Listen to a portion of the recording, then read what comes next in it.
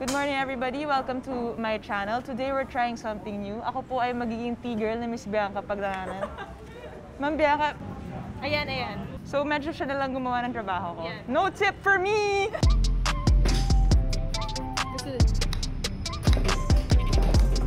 like a long warm-up for my head. May sound effects pa po tayo, ladies and gentlemen. Uy! Hi guys! Kami nga pala coaches mo today. Parang you need lots of improvement kasi. Ang dami nga, puro pakaliwa kanan. Sorry So you're gonna learn today from Bea De Leon and Lia Morato. And ano nga pala pangalan mo? Sorry, di kita halala. Pagdanganan. Sorry, bigla ako kinilig. Ang important sa ginagawa ng T-girl is mabigyan mo siya ng ball para, you know, tuloy-tuloy lang ang palo niya. Thank you. Ang social naman ng T-girl ko. I always get scared, I might get hit. Woo! Ma'am, water. Okay na. For an 8-iron, her distance is around 160. An average golfer would probably hit an 8 to like 130 or something. Maybe even less. But syempre, that's not me. I can hit it 140. as far. Woo! If you're not aware, Bianca is actually a really big deal nowadays. If you don't know about her, you should. She's known to have the longest drive in the LPGA, averaging 288 yards. Alam na alam. So which, tingin kayo doon, lahat ng nakikita nyo, kaya abutin ni Bianca yun. Fun fact, di siya pwedeng mag-hit ng drive in this range because it's too short. So she's gonna hit the house. She's not. Hindi naman ban, pero they're strict about it. Siyempre may mga Well, bahay. there's a house eh, so she actually might break that. Hindi, sabihin mo sa akin kung anong gusto ko i-target. Like, pwede kayo aim yung window, tapos doon ka. Woo! Joke lang. Joke lang.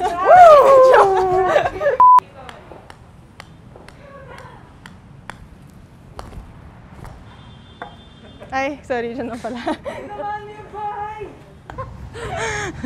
Kasi di ba gumagano'n ka naman? Iyakan ka lang.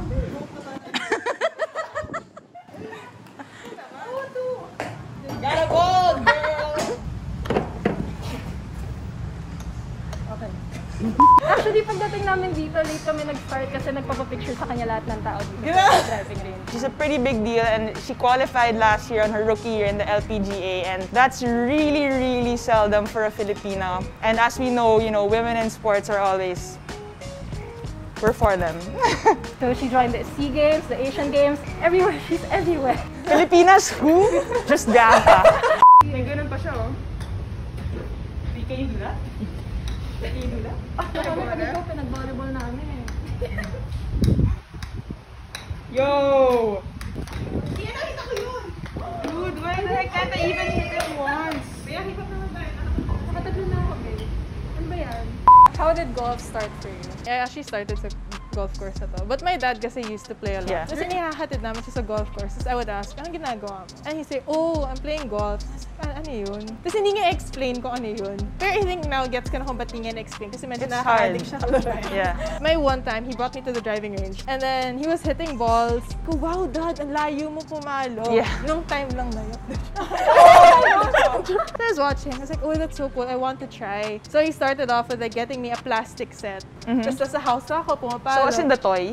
Oh, tayo Yeah, talaga. yeah. And then I'd hit around the house. Tapos nagagalit na si mom kasi kung ano na doon tinatamahan. And then eventually, they enrolled me sa summer youth program here. Yun na yun, that was it. I started around 2 years ago. Miguel actually got me into it kasi he wanted someone to play with. Sana all. And also my dad wanted someone to play with them. So yes, sabi ko, I can learn during my free time. Well, me, I started young because my dad was really into it. Same, like they'd play thrice a week, 4 times a week. Then, so he wanted me to get into it so we could play together.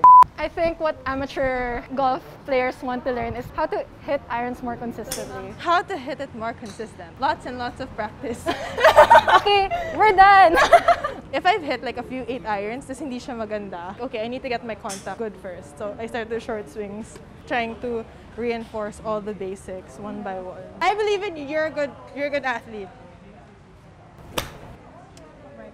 Guys, did you see that? Did you see? It went straight. You're a good teacher. Oh my gosh, kinilig ako doon. Did you ever think you'd get this far? Like, was that really your goal? Like when I was a kid, when I started enjoying, I was like, you know, maybe I want to be a professional golfer. Yeah. Maybe, in my head. But then, late bloomer kasi ako. Yeah. Like, I did not dominate junior golf.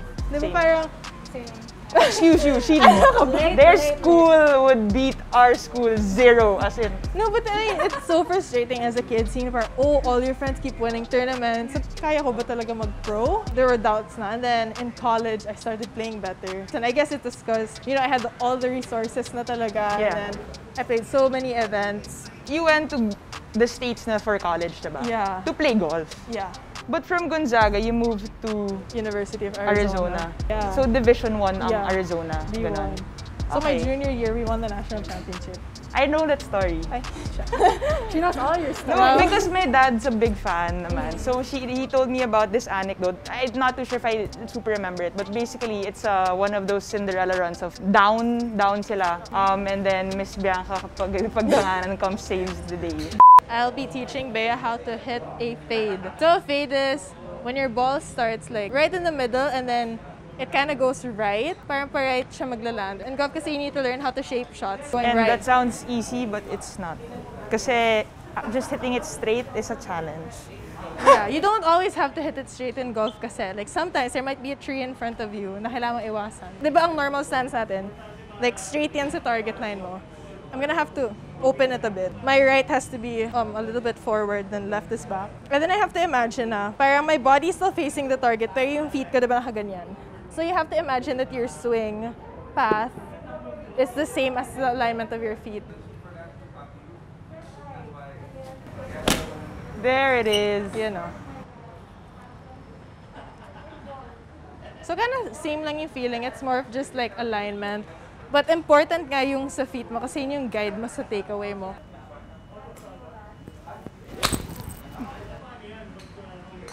That was Wait good. naman! That was good. Athleticism. Is it? Ang galing. Sinadya ata ko yun. That was Sinadya good ko kasi ata that's what yun. you did also in your takeaway. Like you could see that you were taking it out a little bit more. It is an honor to learn from Miss Bianca Pagdanganan. Sure. Hi. Would you rather have a big crowd of all people you know or a big crowd of people you don't know? Oh my gosh. That's a good question. Kasi nung crowd of people I know, sobrang nahiya ako kasi may matching uniform sila. No joke, no joke. Like how? Team Bianca. Tapos picture ko na naka-follow through. Sinundan ako ng SEA Games, guys. Hiyang-hiya ako. Sabi ko, sino ba yung Bianca na yan? Ang kapal ng mukha. I don't know. I always see my family around. Pero mas excited ako pag di ko kilala. Parang mas invested din sila sometimes. Because sometimes my mom, she walks around, doesn't really understand the sport. Enjoy, nanonood naman si mom. You know, she My mom claps. also. Same. It's like, Bea, what happened ba here? I just clapped, everyone clapped na eh. But basta when you score, I'm happy. So yung challenge namin for today is ma-shoot yung bola dun sa 40-yard basket. Pero Mahirap next challenge siya. siya makapag-spike. Sige, mag-practice ako. Wala pala. Zero athleticism. Siya, bibigyan muna namin siya ng chance bago kami. Pinagbigyan pa nila ako. Kasi kawawa siya pag nauna kami. Baka ma-pressure siya Yung pride masyado. ko. Oh my gosh. Ano ba yan, Bianca? Bakit di mo pinapasok? Tinatry ko talaga, sorry. Kasi pagawa namin sa'yo, di mo magawa. Pasensya na, ma'am. Pasok mo. Show us how it's done. Babe, it's okay. It's in that direction. Alright, sige. Pero yung aim natin para lang alam. Yung basket, ha?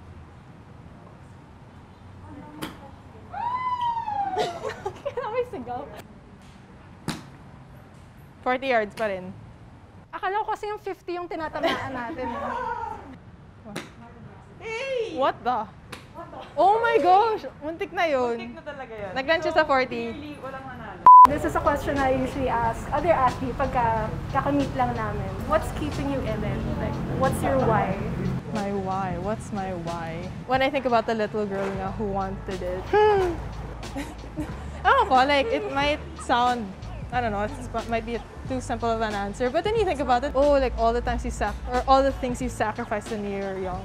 like everything that you had to go through. Na parang, you know, there are days when you wanted to quit, but you know, for me, I always go back to that young girl. Some little girl might have the same background as you, but she might not believe in herself that she can reach where you are. Yes. But then she finds out that you guys come from the same background. Yeah, or, exactly. diba? So that's really inspiring for kids to know. You know, to be able to inspire younger girls, you have to relate to them. They have to understand na, oh, what they feel is normal, what they're going through is normal. When I found out, when I started hearing your name in the news articles and stuff like that, parang to me talaga ito si like, wow, kaya na pala natin.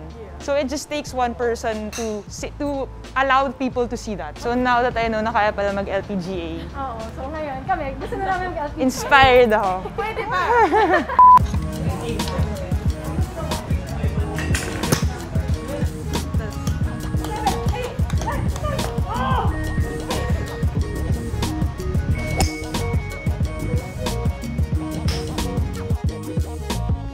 With so many issues going on and so many things we see nowadays that aren't really very positive, what does it mean for you? And what does it think it means for everyone that you represent the Philippines now?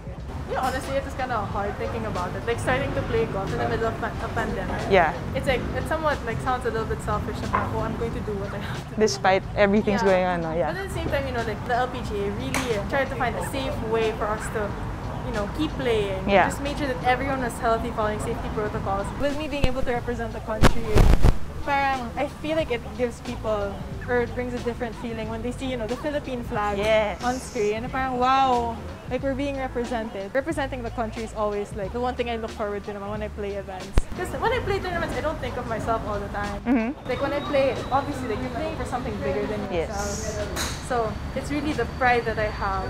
Gives you so much pride, no? Just for me, parang one of the super babaw, but what I loved about it, you know, when you get your jersey, then it has a Pilipinas, it has the flag. Wow, that's really... It's like, Diba? oh, And she wow, like, look at me. No, so imagine out of all Filipino athletes, and you're given that jersey with Filipinas on it. Not everyone gets that talaga. right? And I love her colors. I agree. We have, like, I'm not being biased, but like, we have like the best color combination. Yeah. Guys, this was really fun, but I have to go. Mag-golf pa ako. I think she has better things to do. Just gotta represent the country. Yeah, wear the Philippine flag. Small thing. Bianca things. Easy. Golf naman tayo next time. Next time, pwede mo na kami talunin. Sige, sige. Baka may chance na ako. Oo. Sige. Practice ka pa.